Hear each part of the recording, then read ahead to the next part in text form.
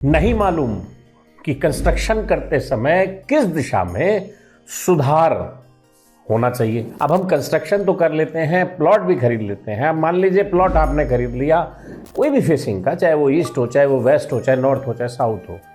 हमें बहुत सारी चीज़ों का ध्यान रखना पड़ता है। उन बहुत सारी चीज़ों में क्या होती है?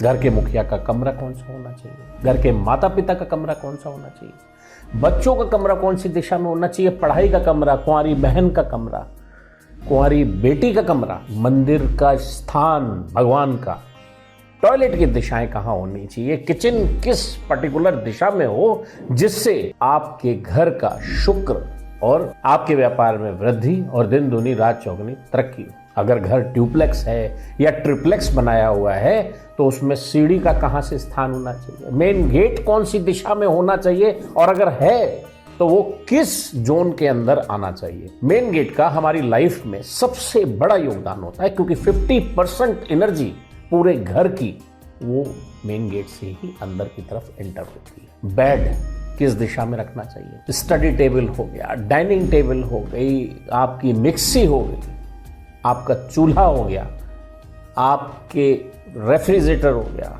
वॉशिंग मशीन हो गई, ये सब कौन सी दिशाओं में रखनी चाहिए। सीनरी, भगवान की सीनरी कौन सी दिशा में लगानी चाहिए या कौन सी दिशा में नहीं लगानी चाहिए, कौन सी दिशा में हमें और सीनरीज लगानी चाहिए, एक एक सामान को कहाँ रखना चाहिए और कहाँ नहीं रखना चाहिए। अगर हमने गलत जगह पर रख दिया तो इसका हमारे जीवन पर गलत प्रभाव पड़ेगा। अगर हमने सही जगह रखा तो हमारे जीवन पर इसका सकारात्मक प्रभाव भी देखने को मिलेगा।